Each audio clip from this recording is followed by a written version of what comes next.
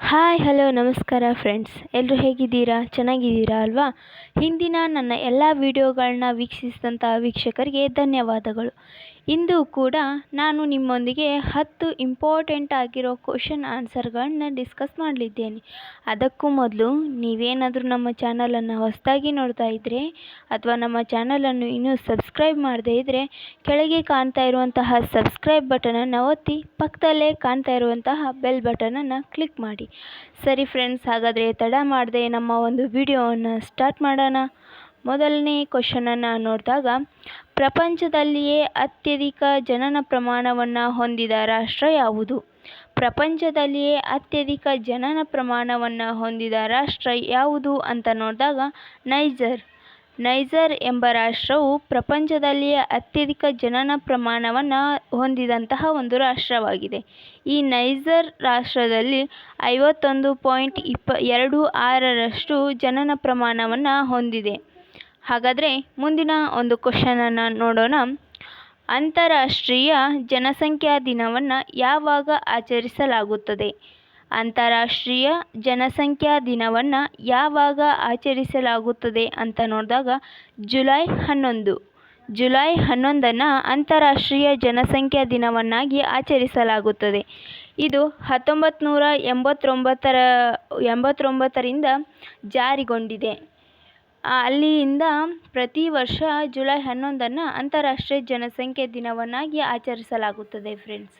ಹಾಗಾದರೆ ಮೂರನೇ ಕ್ವಶನ್, ಭಾರತದ ಜಾವಾ ಎಂದು ಯಾವ ಜಿಲ್ಲೆಯನ್ನು ಕರೆಯುತ್ತಾರೆ? ಭಾರತದ ಜಾವಾ ಎಂದು ಉತ್ತರ ಪ್ರದೇಶದ ಗೋರಖ್ಪುರ ಜಿಲ್ಲೆಯನ್ನು ಕರೆಯುತ್ತಾರೆ. ಉತ್ತರ ಪ್ರದೇಶದ ಗೋರಖ್ಪುರ ಜಿಲ್ಲೆಯನ್ನು ಭಾರತದ ಜಾವಾ ಎಂದು ಕರೆಯುತ್ತಾರೆ. ಈ ರೀತಿಯಾಗಿ ಯಾಕೆ ಕರೀತಾರೆ ಅಂತ ನೋಡಿದಾಗ, ಇಂಡೋನೇಷ್ಯಾದ ಜಾವಾ ದ್ವೀಪಗಳಂತೆಯೇ ಇಲ್ಲಿಯೂ ಕೂಡ ಸಕ್ಕರೆ ಕಾರ್ಖಾನೆಗಳು ಹೆಚ್ಚಾಗಿ ನೆಲೆಗೊಂಡಿವೆ. ಇಂಡೋನೇಷ್ಯಾದಲ್ಲಿ ಬರ್ತಕ್ಕಂತಹ ಜಾವಾ ದ್ವೀಪದಲ್ಲಿ ಅತ್ಯಧಿಕ ಸಕ್ಕರೆ ಕಾರ್ಖಾನೆಗಳು ಇರೋ ರೀತಿಯೇ ಇಲ್ಲಿಯೂ ಕೂಡ ಗೋರಖ್ಪುರದಲ್ಲಿಯೂ ಕೂಡ ಅತ್ಯಧಿಕ ಸಕ್ಕರೆ ಕಾರ್ಖಾನೆಗಳು ಇರುವುದರಿಂದ ಇದನ್ನು ಭಾರತದ ಜಾವಾ ಎಂದು ಕರೆಯಲಾಗುತ್ತದೆ ಫ್ರೆಂಡ್ಸ್. ನಾಲ್ಕನೇ ಕ್ವಶನನ್ನು ನೋಡಿದಾಗ, ದ್ರವ ಚಿನ್ನ ಅಥವಾ ದ್ರವರೂಪದ ಚಿನ್ನ ಎಂದು ಯಾವ ಸಂಪನ್ಮೂಲವನ್ನು ಕರೆಯುತ್ತಾರೆ? ದ್ರವ ಚಿನ್ನ ಎಂದು ಪೆಟ್ರೋಲಿಯಮನ್ನು ಕರೆಯುತ್ತಾರೆ ಫ್ರೆಂಡ್ಸ್. ಇದು ಇಂದಿನ ಆಧುನಿಕ ಜೀವನದಲ್ಲಿ ಅತ್ಯಮೂಲ್ಯವಾದಂಥ ಒಂದು ನೈಸರ್ಗಿಕ ಸಂಪನ್ಮೂಲವಾಗಿರುವುದರಿಂದ ಇದನ್ನು ದ್ರವ ಚಿನ್ನ ಅಥವಾ ದ್ರವರೂಪದ ಚಿನ್ನ ಎಂದು ಕರೆಯಲಾಗುತ್ತದೆ. ಮುಂದಿನ ಕ್ವಶನ್, ಐದನೇದಾಗಿ, ಸುವಾಸಿತ ಸಾಂಬಾರುಗಳ ರಾಣಿ ಎಂದು ಏನನ್ನು ಕರೆಯುತ್ತಾರೆ? ಅಂದರೆ ಯಾವ ಮಸಾಲೆ ಪದಾರ್ಥವನ್ನು ಸುವಾಸಿತ ಸಾಂಬಾರುಗಳ ರಾಣಿ ಅಂತ ಕರೀತಾರೆ ಅಂತ ನೋಡಿದಾಗ ಏಲಕ್ಕಿಯನ್ನು ಸುವಾಸಿತ ಸಾಂಬಾರುಗಳ ರಾಣಿ ಎಂದು ಕರೆಯಲಾಗುತ್ತದೆ ಫ್ರೆಂಡ್ಸ್. ಮುಂದಿನ ಕ್ವಶನ್, ಸಿಕ್ಸ್ತ್, ವಿಶ್ವದ ಮೊದಲ ವಿಮಾನವನ್ನು ಕಂಡುಹಿಡಿದವರು ಯಾರು? ವಿಶ್ವದ ಮೊದಲ ವಿಮಾನವನ್ನು ಕಂಡುಹಿಡಿದವರು ಯಾರು ಅಂತ ನೋಡಿದಾಗ ರೈಟ್ ಸಹೋದರರು ವಿಶ್ವದ ಮೊದಲ ವಿಮಾನನ ಕಂಡುಹಿಡಿತಾರೆ. ಈ ಮೊದಲ ವಿಮಾನನ 1903ರಲ್ಲಿ ಯಶಸ್ವಿಯಾಗಿ ಪೂರ್ಣಗೊಳಿಸ್ತಾರೆ ಫ್ರೆಂಡ್ಸ್. ಮುಂದಿನ ಒಂದು ಕ್ವಶನನ್ನು ನೋಡೋಣ.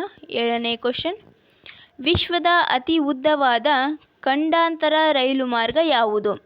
ವಿಶ್ವದ ಅತಿ ಉದ್ದವಾಗಿರ್ತಕ್ಕಂತಹ ಖಂಡಾಂತರ ರೈಲು ಮಾರ್ಗ ಯಾವುದು ಅಂತ ನೋಡಿದಾಗ ಟ್ರಾನ್ಸ್ ಸೈಬೀರಿಯನ್ ರೈಲ್ವೆ ಮಾರ್ಗ. ಇದು ವಿಶ್ವದ ಅತಿ ಉದ್ದವಾದಂತಹ ಖಂಡಾಂತರ ರೈಲು ಮಾರ್ಗವಾಗಿದ್ದು ಇದು ರಷ್ಯಾದಲ್ಲಿದೆ. ಟ್ರಾನ್ಸ್ ಸೈಬೀರಿಯನ್ ರೈಲ್ವೆ ಮಾರ್ಗ ರಷ್ಯಾದಲ್ಲಿದೆ.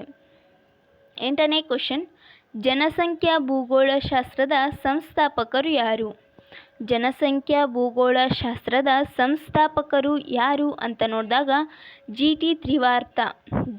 ತ್ರಿವಾರ್ತಾರವರು ಜನಸಂಖ್ಯಾ ಭೂಗೋಳಶಾಸ್ತ್ರದ ಸಂಸ್ಥಾಪಕರಾಗಿದ್ದಾರೆ ಫ್ರೆಂಡ್ಸ್. ಇವರು ಜನಸಂಖ್ಯಾ ಭೂಗೋಳಶಾಸ್ತ್ರ ಎಂಬಂತಹ ಗ್ರಂಥವನ್ನು ರಚಿಸ್ತಾರೆ.